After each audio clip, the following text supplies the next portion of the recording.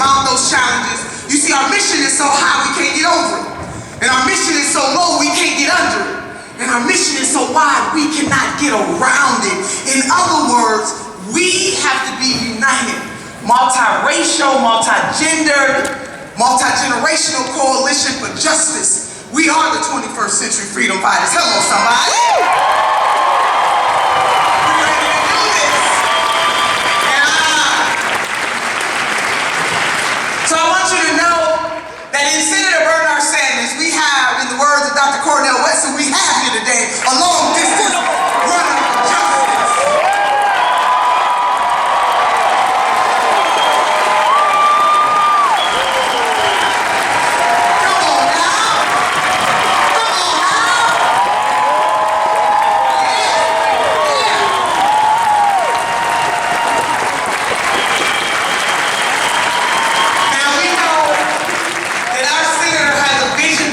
This is not just about defeating the worst president in modern history. That's one thing.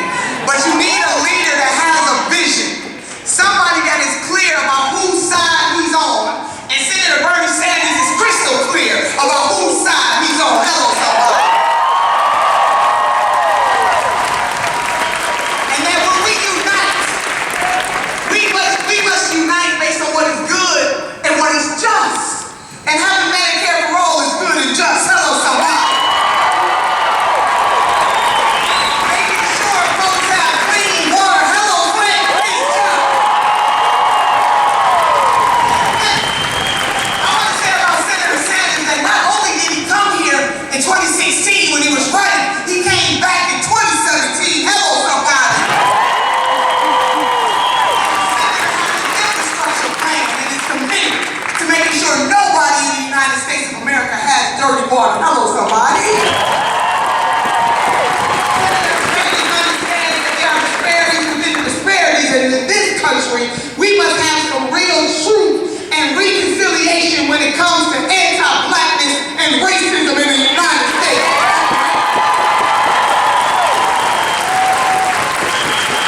So when they tell me we can't do this, we can tell them to get the hell out of the way and let those of us who are committed to do it. So I need you to do something for me, Flint. I need you to raise one hand for yourself and one hand for somebody else. The great Dr. Maya Angelou once said, have the courage to stand up for yourself and then the courage to stand up for somebody else. And with these hands, we will have Medicare for all. With these hands, we will have college for all. With these hands, we will cancel student debt. With these hands, we will reform the legal system. With these hands, we will take care of Mother Earth. With these hands, we will have transcendence. And with these hands, we will let Senator Bernard Sanders, the 26th president of the United States of America.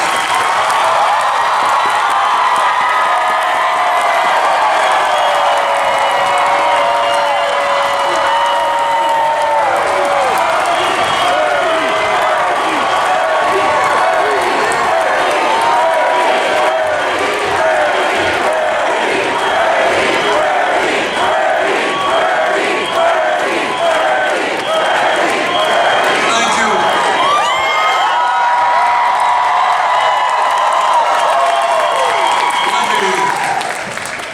Let me thank you all for coming back, and it's great to be back here in Flint. Thank you.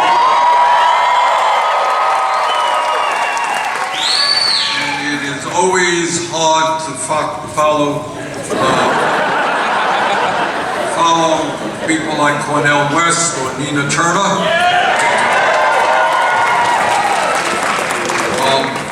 But I want to chat for a little bit, and then we're going to open it up to a great panel discussion, because this is a pivotal and serious moment in American history. And what we're about right now in 2020 is perhaps the most important election, maybe since the Civil War.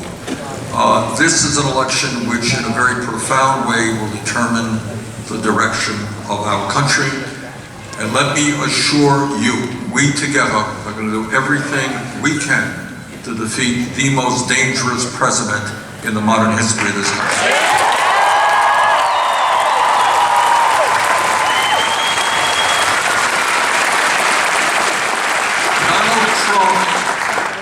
will be defeated because the American people, no matter what their political view may be, understand we cannot have a pathological liar in the White House. We cannot have somebody who says something today and it doesn't mean anything because he's changed his mind and says something different the next day. We cannot have somebody who is running a corrupt administration. We cannot have somebody who apparently has never read the Constitution of the United States. Somebody who thinks that as president he has the right to attack the media, the right to attack the Congress, the right to attack the judiciary, who thinks that he is above the law and that we should live in an autocracy like Putin's Russia. But we got some bad news for Trump. He will learn what democracy is about come November of this year.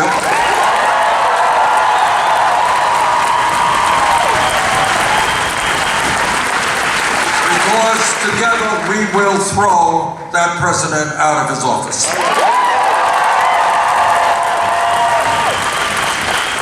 But it is not just that Trump is a liar and an autocrat. He is a fraud. He is a fraud. Trump in Michigan told the people when he came here that Trump said that he was going to provide health care to everybody. You all remember that? Oh, he believed that everybody had a right to health care. You know what he actually did? He tried to throw 32 million people off of the health care they did have. Trump tried to take away the protections for those many millions of people who have pre-existing conditions. Trump said when he came here to Michigan to campaign in 2016 that his tax plan would not benefit billionaires like himself. He lied. 83% of the benefits of that plan went to the top 1% over 10 years. Trump said, as you all recall, that he was not going to cut Medicare and Medicaid and Social Security. He lied. Look at his budget, and his budget calls for massive cuts to Medicaid, Medicare, and Social Security. Now, the issue that is on the minds of millions of people is which candidate can defeat Donald Trump. When we began this race, as you all remember, there were 18 candidates vying for the Democratic nomination. Now we are down to 2.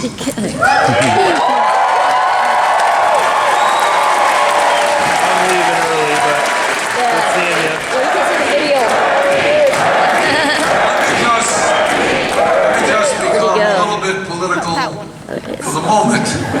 Surprise, surprise, yes, it's become political. And I want you all to think about this. In order to win here in Michigan against Trump, in order to defeat Trump nationally, we are going to have the highest voter turnout in the history of this country. That's just the simple fact. Trump will have endless amounts of money from his billionaire friends. Trump, because he does not believe in the rule of law, will combine federal agencies into his campaign, use the government to help him. Trump will lie all of the time. And Trump has, in fact, a loyal group of supporters. The way we beat Trump is with a very large voter turnout. Now, I want you all to think, whether or not the same old status quo politics can generate the energy and the excitement we need to get that turnout to defeat Trump. I don't think so. I really don't think so. I think what we need to defeat Trump is to speak to working people all over this country and to get them to understand that this president lies all of the time. He is not a friend of working families. He is a friend of the billionaire class. We can do that. What this campaign is about is reaching out to young people. The good news is that the younger generation in America today is the most progressive young generation in the history of this country.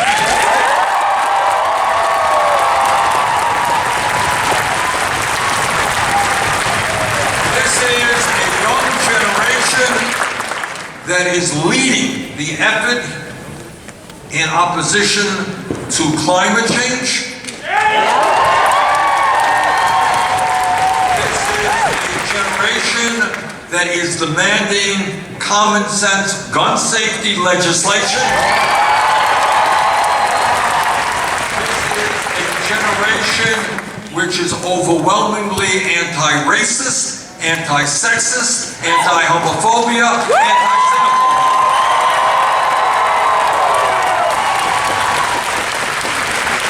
That is the very good news of which we should all be proud. But here's the bad news. This is a generation that does not vote at the level that it should vote. And our job together is to say to young people, if you want to save the planet, if you want to oppose racism and sexism and injustice of all kinds, you got to get involved in the political process. And this is the campaign. This is the campaign of the future. This is the campaign that is opening the doors to young people all across this country. Young people, come on in, we need you.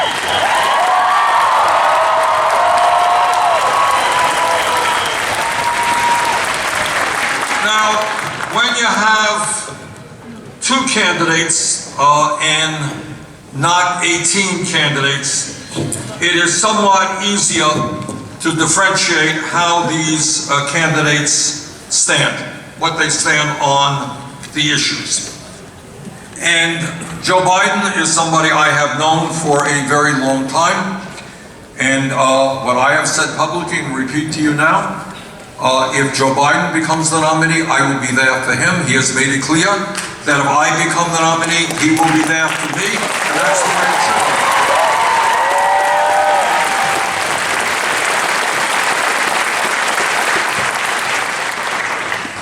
But there are real differences between us.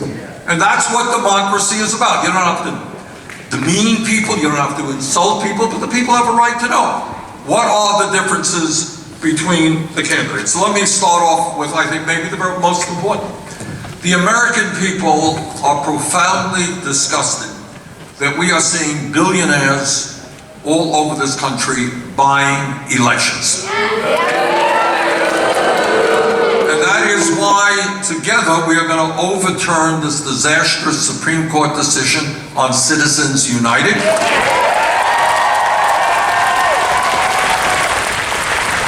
And why we're going to move to public funding of elections. Because we believe that democracy is one person, one vote, not billionaires buying elections. Now, in terms of this campaign, it is important to note that Joe Biden has over 60 billionaires who are funding his campaign. Joe Biden has a super PAC. Now, why is that important? It is important because I think people instinctually understand that when you receive large amounts of money from billionaires, you are not, in fact, going to stand up for the needs of working families. That's just the simple truth. That's why in America, the rich get phenomenally richer, while we have 40 million people living in poverty. It's why real wages have not been raised in this country over the last 45 years. Rich are doing phenomenally well, and they buy elections. Now, I want to tell you what our campaign is doing and how we approach funding of our campaign, and I'm enormously proud of this. We have received more campaign contributions, close to 9 million, from more Americans, some 2 million, than any campaign in the history of the United States of America.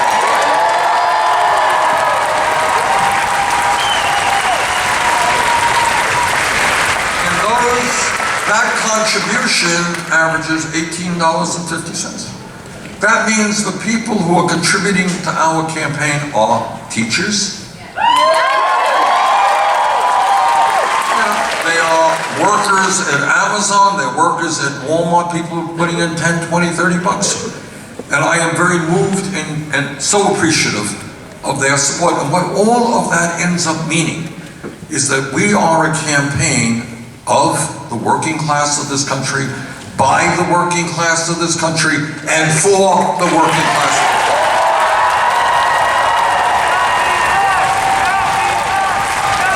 We don't need a super PAC. We don't want a super PAC. I don't go to billionaires' homes to raise money. I grew up in a working class household. I grew up in a rent-controlled apartment. I will stand with the working families of this country and take on the power.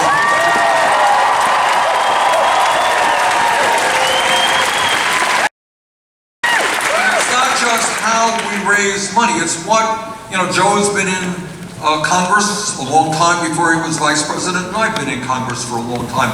What is our voting record? Who was there when the going got tough? Who was there when you had to take a political risk to stand up for justice? And let me...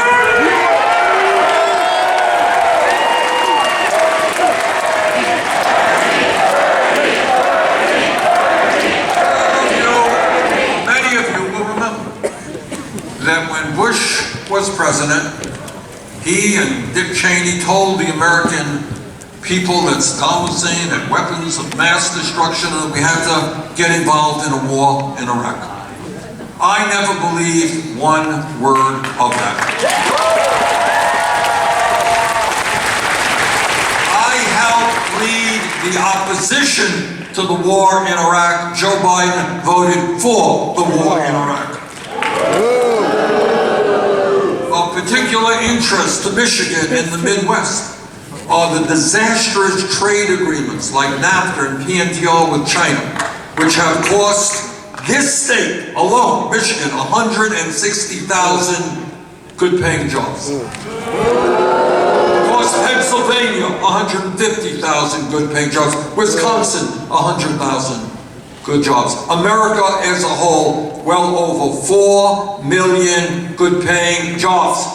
Now I heard during that period in the 90s, I heard all of corporate America say, you gotta vote for these trade agreements.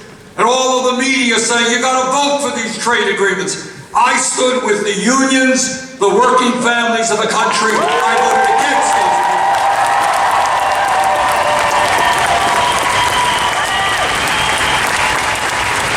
Joe Biden voted for those agreements.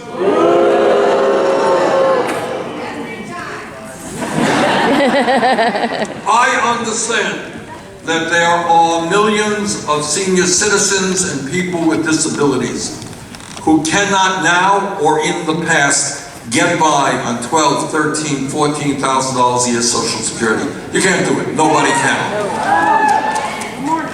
I helped lead the effort to prevent cuts to Social Security, Medicare, and Medicaid. Always been that you don't cut Social Security, you expand Social Security.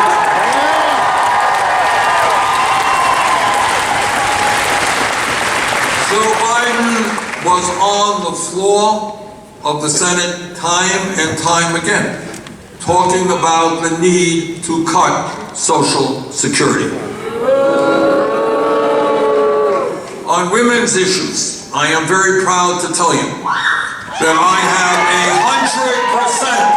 100% lifetime pro-choice voting record.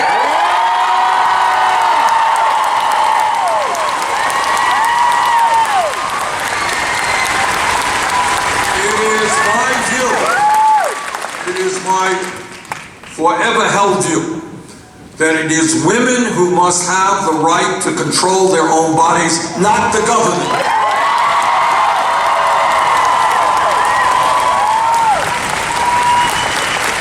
And let me tell that if it was men who were giving birth in this country, we would not be having this debate right now.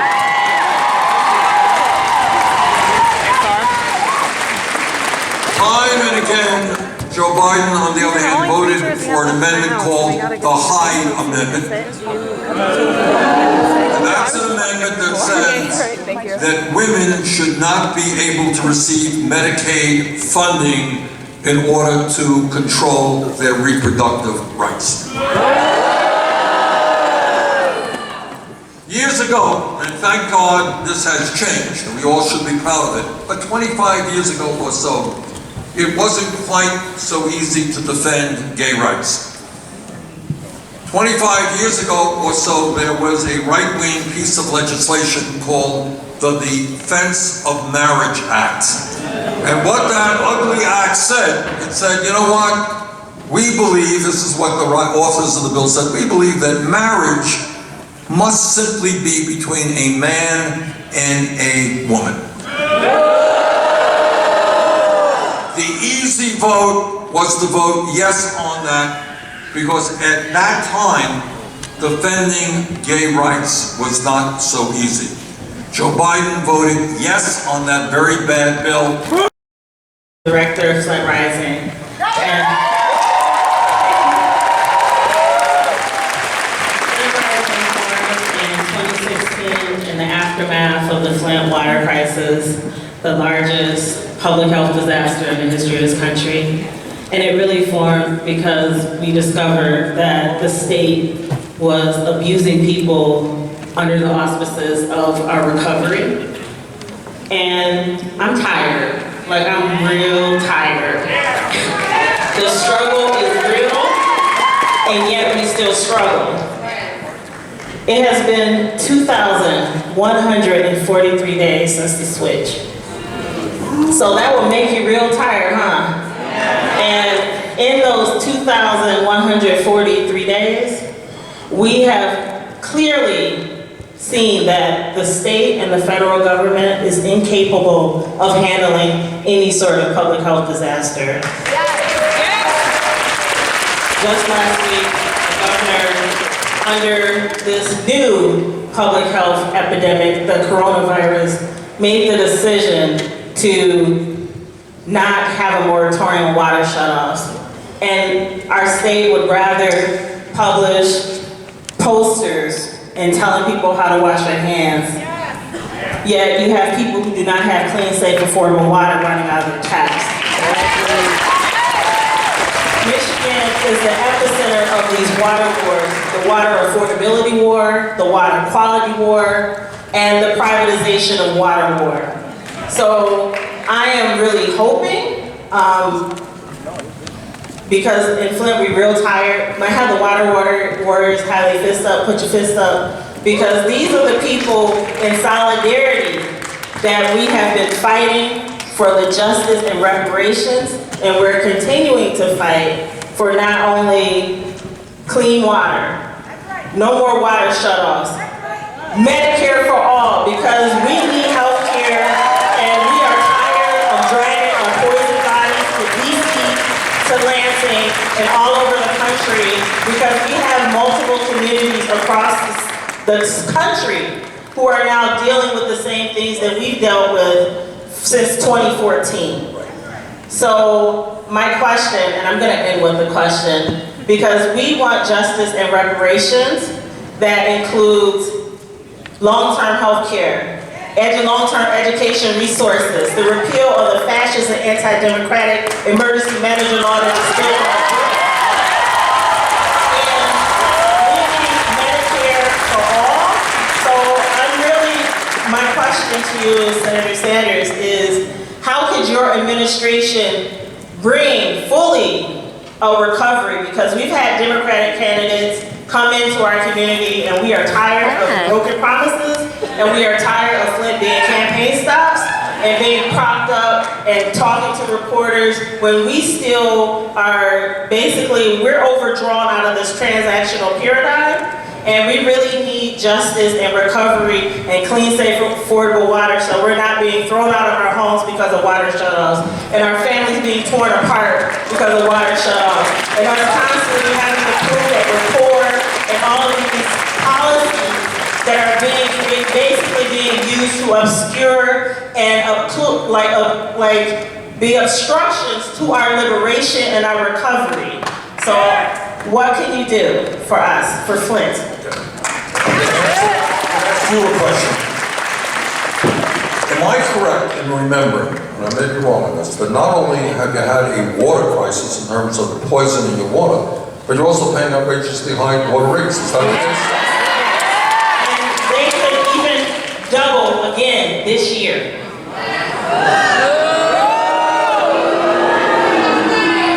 To answer your question, I mean, you know, it is a terrible, I will tell you this. In 2016, I was here, and we went and had a private meeting, no TV cameras, with a group of parents whose kids were really suffering.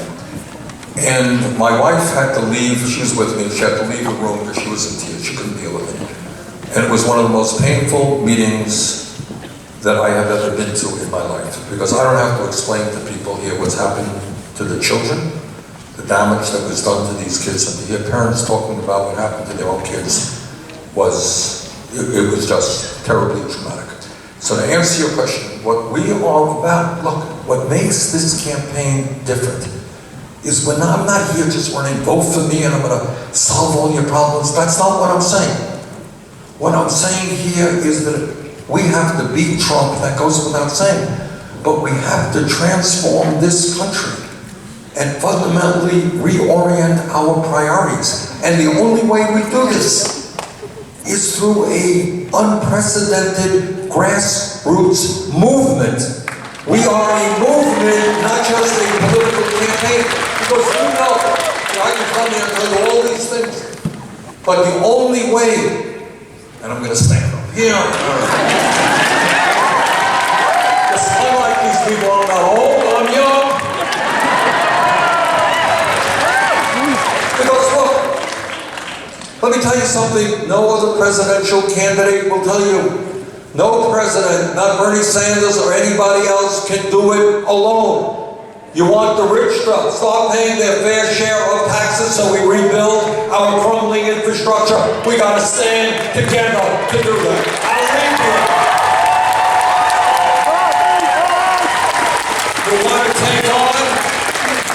You want to take on the greed of the insurance companies and the drug companies so we pass Medicare for all? I've been fighting for that for 20 years. And when we stand together, that's what we will do. So here is the point. All right, and this is the answer to your question. All right, everything you said, I agree with. I've said it a million times. But what I want to say also, some of you may agree, some of you may not. I'm not going to come here and lie to you. Vote for me, I'm going to take all of these problems. I can't do it. You got to take on Wall Street. You're prepared to take on Wall Street? The healthcare industry last year made $100 billion, charging us the highest prices in the world for our healthcare. You're prepared to work with me to take on the healthcare industry? You're prepared to take on the prison industrial complex? That's the answer to the question, that we work together. And as president, I will be proud to lead that effort, but we're all in this together. All right, let me get to Jennifer Epps Addison. Jennifer, your comments.